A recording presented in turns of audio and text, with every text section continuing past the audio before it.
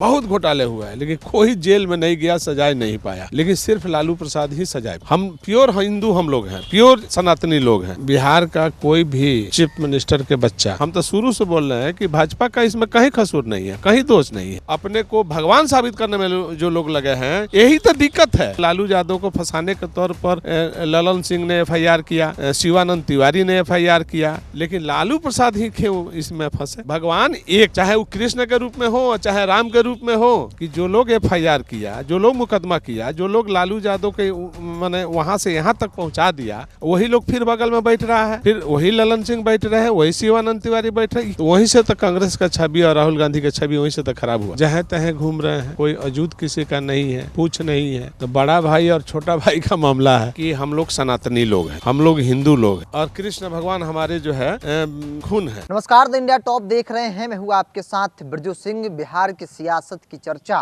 नीतीश कुमार की चर्चा इन दिनों देश भर में हो रही है। कहा जा रहा है कि बिहार की जो सरकार है वो किसी भी वक्त पलटी मार सकती है, मतलब कि भारतीय जनता पार्टी सत्ता में आ जाएगी और RJD कांग्रेस विपक्ष में चली जाएगी। बेशक मुख्यमंत्री नीतीश कुमार ही हो, मतलब नीतीश कुमार को लेकर कई तरह के कयास लगाए जा रहे हैं। मेरे साथ बातचीत करने के लिए BSP नेता, पूर्व सांसद लोकसभा साधु यादव जी हैं। बिहार की राजनीति को बखूबी आप समझते हैं, नीतीश कुमार को भी समझते हैं, भाजपा को भी समझते हैं और लालू प्रसाद यादव को भी समझते हैं। क्या लगता है कि वक्त आ गया है, चूंकि नीतीश कुमार की महत्वाकांक्षा यहाँ पूरा नहीं हो रही है, मन मुताबिक बातें नहीं हो रही है, नीतीश कुमार एक बार फिर से भारतीय जनता पार्टी के साथ जा सकते हैं, सरकार बन सकती है, सत्ता परिवर्तन हो सकता है? अगर कोई इस पार और उस पार की बात करता है, इस पार या उस पार, मतलब आजकल राजनीति में अक्सर यही देखा जाता है कि क्षणिक लाभ के लिए लोग राज्य के लाभ को छोड़ दे रहा है और क्षणिक लाभ के लिए लोग इधर से उधर हो रहा है। तो बिहार के हित में कहाँ तक उचित है, ये समझने वाली बात है कि भाई कुछ लाभ के लिए सत्ता परिवर्तन हो जाए तो कोई बड़ी बात नहीं है। अब सोच का फर्क है। अगर बिहार के हित में और बिहार के जनता को देख करके अगर कोई फैसला करता है, सोचता है, तो हमारे समझ से उचित होगा। वो क्या लगता है, चूंकि आप बखूबी समझते हैं तमाम पार्टी के नेताओं को, नीतीश कुमार की नाराजगी क्या प्रधानमंत्री चेहरे को लेकर है या फिर उनके मन मुताबिक बाकी बातें नहीं हो रही, इस वजह से भी नीतीश कुमार नाराज चल रहे हैं? अब क्या नाराजगी है, किनका क्या नाराजगी है नहीं है, ये तो हम लोग नहीं जानते हैं, लेकिन मीडिया के माध्यम से तरह तरह के अटकलें बाज़ार में गर्म है, ये भी बात हम सुनते हैं, देखते भी हैं। तो इस तरह का तो अनुभव आदमी कुछ कर रहा है कि कुछ ज़रूर गड़बड़ या खटपट की बात हो रही है। मुझे याद है वो दिन जब बिहार में सत्ता महागठबंधन की बनी थी, तब एक चर्चा हुई कि नीतीश कुमार के साथ माफ़ कीजिएगा RJD की एक डील हुई है कि 24 लोकसभा चुनाव तक आप रहेंगे, 24 के बाद तेजस्वी यादव मुख्यमंत्री बनेंगे। लेकिन अब परिस्थिति बन रही है कि तेजस्वी यादव की मुख्यमंत्री बनने का जो सपना है वो सपना महज ही देखने को मिल रहा है। देखिए, हम बहुत पहले एक इंटरव्यू दिया था, करीब 2 साल पहले। हमने लगभग 3 साल हो गया, हम बोले थे कि बिहार का कोई भी चीफ मिनिस्टर के बच्चा मुख्यमंत्री नहीं बना है। बिहार का कोई भी चीफ मिनिस्टर अब आज़ादी के बाद अभी तक, सिर्फ बिहार की बात मैंने कहा था, बाकी प्रदेशों में तो अनेकों प्रकार के लोग हुए हैं और सामने भी हैं बहुत तरह के लोग। तो ये हम बहुत पहले बोले थे, और पता नहीं इस प्रदेश का क्या दुर्भाग्य है, समझ में नहीं आता है। और हम लोग देखते हैं जो लोग इतना दिन से बिहार में काम कर रहे हैं और खट रहे हैं, मर रहे हैं, लड़ रहे हैं, झगड़ रहे हैं, हर तरह के दुख और दर्द को बांट रहे हैं, फिर भी जो है इस तरह का सामने नौबत आ रहा है। लगता है कि बिहार का जो इतिहास रहा है वो पलटने वाला नहीं है। लालू यादव मुख्यमंत्री, राबड़ी देवी मुख्यमंत्री रही, तेजस्वी के लिए बनना मुश्किल है। अच्छा, तो हम तो यही बात बोल रहे हैं ना कि आप बताइए, जब 80-81 सीट लेकर के, अभी 79 सीट लेकर के सब लोग घूम रहे हैं, जहाँ तहाँ घूम रहे हैं, कोई अजूत किसी का नहीं है, पूछ नहीं है, ये उनके यहाँ जा रहे हैं, वो उनके यहाँ जा रहे हैं, एक दूसरे के यहाँ लोग भाग दौड़ कर रहा है, लेकिन बिहार की जनता तो इसमें पिसा रही है, पिछड़ा रही है। तो बिहार की जनता को कौन देखेगा? ये ना बात हम बोल रहे हैं कि मेन तो बिहार की जनता है, किसान है, मजदूर है, गरीब है, कई तरह के लोग हैं बिहार के अंदर, तो ये पिछड़ा रहे हैं ये लोग के चक्कर में। लालू यादव को बखूबी आप समझते हैं, बहुत अच्छे तरीके से समझते हैं, मुझे जितना मालूम है। क्या लगता है लालू यादव जितने सक्रिय है राजनीति में, इस वजह से भी नीतीश कुमार को दिक्कत हो, चूँकि दो बड़े नेता हैं और दोनों अगर अपने तरीके से रणनीति बनाएंगे तो एक दूसरे के खिलाफ हो सकता है? अरे भाई, तो बोलबे करते हैं कि हमारा छोटा भाई, तो बड़ा भाई और छोटा भाई का मामला है, और बड़ा भाई और छोटा भाई दोनों एक दूसरे को समझ रहे हैं, इसमें तीसरे का तो कहीं गुंजाइश नहीं है, कोई संभावना नहीं ना तीसरे का कोई संभावना नहीं है। ये बड़े भाई और छोटे भाई ही मिल करके बिहार को तय कर रहा है, तो तीसरा आदमी तो इसमें कहीं कहीं गुंजाइश नहीं बन रहा है। आज हम देख रहे हैं कि हेमंत सोरेन के घर पर ईडी की टीम पहुंची है, पूछताछ हो रही है, कहा जा रहा है कि मुश्किलें बढ़ सकती है। इधर लालू परिवार, उनकी आरजेडी के नेताओं के ऊपर ईडी और सीबीआई का समन लगातार जारी है। तो अब लग रहा है कि जो संभावना पहले से देख रही थी, कहा जा रहा था, दावे किए जा रहे थे कि भाई लालू परिवार 24 से पहले कई लोगों को जेल जाना पड़ सकता है, तेजस्वी यादव भी हो सकते हैं, तो वो परिस्थिति बन रही है। अच्छा, ये पहले बताइए कि जहां आप सवाल खड़ा कर रहे हैं, ये सवाल कहां से पैदा हुआ है? ये तो कांग्रेस पार्टी ने पैदा किया। जब मनमोहन सिंह ने एक अध्यादेश लाया था, ऑर्डिनेंस, उसको राहुल गांधी ने फाड़ के फेंक दिया था कूड़ादान में। मतलब प्रधानमंत्री, देश का प्रधानमंत्री मनमोहन सिंह जी ने लाया, पास किया, और उसको ये लोग कूड़ादान में फेंक दिया। तो वहीं से तो कांग्रेस का छवि और राहुल गांधी का छवि वहीं से तो खराब हुआ। तो किसके हित में, किसके लाभ के लिए ये सब किया गया, आप बताइए। तो आज तो जो गांव में कहावत है कि जो रास्ता में कांटा लगाता है, पहले कांटा उसी को चुभता है, तो वही हाल हो रहा है। तो एक देश के पॉलिटिशियन और गरीबों के मसीहा के तौर पर पूरे देश में, दुनिया में लोगों ने जाना, और इस देश में ही बहुत सारी घोटाले हुआ है, बहुत घोटाले हुआ है, लेकिन कोई जेल में नहीं गया, सजाए नहीं पाया, लेकिन सिर्फ लालू प्रसाद ही सजाए पाए। इसका क्या वजह है, क्या कारण है, ये समझने का चीज़ है। आप क्या समझते हैं क्या कारण हो सकता है? अब हम कैसे बोलेंगे, ये आप लोग समझिए, मीडिया के लोग समझे कि क्या मामला हो सकता है।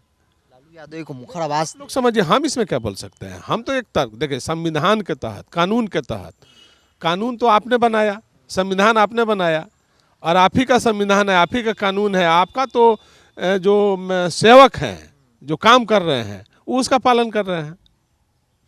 इसमें कहीं किसी का लेना देना नहीं है। ये आरोप जो लगता है भाजपा पर, तो फिर गलत है ये, तो हम जिम्मेदार है। हम तो शुरू से बोल रहे हैं, हम तो शुरू से बोल रहे हैं कि भाजपा का इसमें कहीं कसूर नहीं है, कहीं दोष नहीं है। ये तो कांग्रेस पार्टी ने, जब नरसिम्हा राव जी देश का प्राइम मिनिस्टर थे, उस समय पशुपालन घोटाला का उजागर हुआ, और उजागर हुआ तो लालू प्रसाद ने, पहला चीफ मिनिस्टर थे, उन्होंने आदेश दिया कि धर पकड़ करो, पकड़ो, अरेस्ट करो, जांच शुरू करो, सब कुछ उन्होंने कराया, और उन्हीं के ऊपर चू गया। तो कहने का मतलब कि जो लोग एफआईआर किए, मुकदमा किए, दायर किए, तो कौन लोग हैं? तो बिहार की जनता तो वही देख रही थी कि एक लालू यादव को फंसाने के तौर पर ललन सिंह ने एफआईआर किया, शिवानंद तिवारी ने एफआईआर किया, आपके वो जो क्या नाम है, रविशंकर जी ने एफआईआर किया, और सरजुग राय ने एफआईआर किया। तो ये सारे लोग मिल करके लालू यादव पर एफआईआर किए थे। ये मामला तो आज से थोड़ी चला, ये मामला हमको लगता है कि 40 बरस होने जा रहा है आज के हिसाब से। तो 40 बरस का ये मामला है। अब बहुत लोग इसमें जो है, एक आदमी थोड़ी था, जगन्नाथ मिश्रा जी भी थे, और राजू सिंह थे, राधानंदन झा थे, मंगनीलाल मंडल थे। बहुत तरह की बात इसमें आ रही थी। आपके चीफ मिनिस्टर का भी इसमें लोगों ने नाम ले रहा था। कई अखबारों में कहाँ कहाँ छपा कि कौन पार्टी चलाने के लिए कौन लोगों ने क्या क्या लिया दिया, तो सारा चीज़। लेकिन लालू प्रसाद ही क्यों इसमें फंसे, ये समझने वाली बात है। ये बारीकी से आप लोग इसको तुलनात्मक करिए कि क्या कारण। और आज हम देख रहे हैं कि जो लोग लालू यादव को मसीहा के तौर पर देखने वाले लोग, जो लोग लालू यादव के पक्ष में खड़ा होकर के भाषण देते थे या बोलते थे कि बेजुबानों को जुबान लालू यादव ने पैदा किया, तो क्या ये हम ये जरूर जानना चाहते हैं कि जो लोग एफआईआर किया, जो लोग मुकदमा किया, जो लोग लालू यादव के माने वहाँ से यहाँ तक पहुँचा दिया, वही लोग फिर बगल में बैठ रहा है, फिर वही ललन सिंह बैठ रहे हैं, वही शिवानंद तिवारी बैठ रहे हैं। क्या राजनीति है, ये तो हमको समझने की बात है।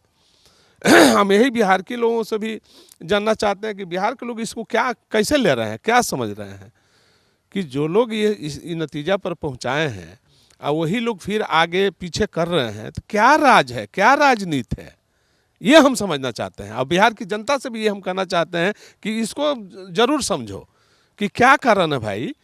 अगर गांव में किसी से दुश्मनी होती है तो वो जिंदगी भर के लिए दुश्मनी हो जाती है, रह जाता है, याद रखता है। ये लोग क्या कर रहे हैं भाई, ये तो हमको समझे में नहीं आया आज तक भी।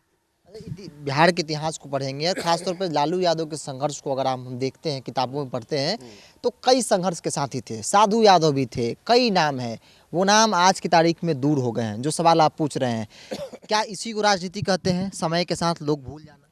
यही बात तो हम कर रहे हैं कि जो परिस्थितियां पैदा हुई और आज के परिस्थिति में देख रहे हैं कि जो लोग सब कुकर्म करा दिया, वही लोग कोई दाएं है कोई बाएं है, ये समझ में नहीं। और बिहार की जनता कहती थी कि हमारे मसीहा के साथ फंसाया जा रहा है। तो क्या आज बिहार के मसीहा के साथ जो लोग फंसाने वाले, जो लोग आगे दाएं बाएं बैठते हैं, तो बिहार की जनता इसको देख रही है कि नहीं देख रही है?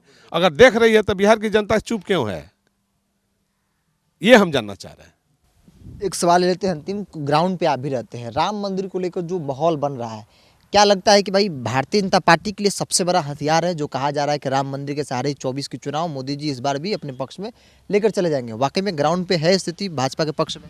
देखिए, सवाल है कि हम लोग सनातनी लोग हैं, हम लोग हिंदू लोग हैं, और झूठा बकवास जो लोग कर रहे हैं ये हम नहीं समझते हैं। हम प्योर हिंदू हम लोग हैं, प्योर सनातनी लोग हैं।